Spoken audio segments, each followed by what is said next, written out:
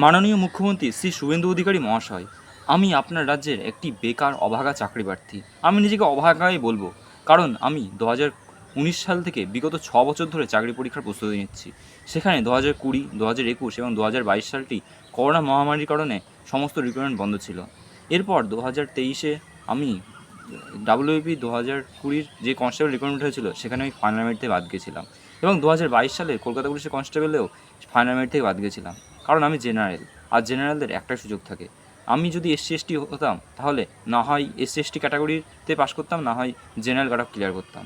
ST SC ওবিসিরা বেশি number তুলে আমাদের জেনারেল ক্যাটাগরির সমস্ত ভ্যাকান্সি পূরণ করে নিয়েছিল। সেখানে আমিও চাকরি পাইনি। সে মনে অনেক ব্যথা নিয়ে আমি তবুও প্রিপারেশন নিতে থাকি। এরপর আসে 2024-এর কনস্টেবল রিকোয়ারমেন্ট।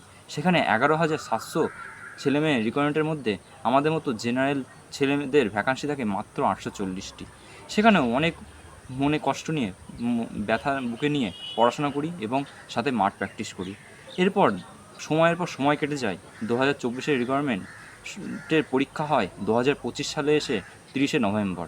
সেখানে পরীক্ষা হয়, তারপর রেজাল্ট দেয়, তারপর জানুয়ারি 2026-এর জানুয়ারিতে মাঠ হয়, এবং ফেব্রুয়ারিতে ইন্টারভিউ হয়ে যায়। কিন্তু বিগত 5 মাস কেটে গেল, এখনও কোনো রকম মেরিট লিস্ট আসছে না। কবে আসবে? আপনারা দয়া করে আমাদের দিকে একটু তাকান, আমরা বড়ই কষ্টে আছি। আজ আপনারা মন্ত্রী হয়েছেন, আজ আপনাদের হাতে অনেক ক্ষমতা, কিন্তু আপনারা তো একসময় আমাদের মতোই বেকার সাধারণ যুবক ছিলেন। আপনারা তো জানতেন বেকারদের কতটা জ্বালা এই সমাজে বেঁচে থাকার জন্য। তো দয়া করে এই বিভিন্ন রকম কেসের জন্য আমাদের এই রিকোয়ারমেন্টটা বন্ধ হয়ে পড়ে আছে। যেই সব কেসের কোনো ভিত্তি হয় না, সিভিকরা তাদের নিজেদের দাবির জন্য কেস করছে, কিন্তু এই সিভিকদের নিয়োগ কীভাবে হয়েছে তার কোনো হদিশ মেলে না।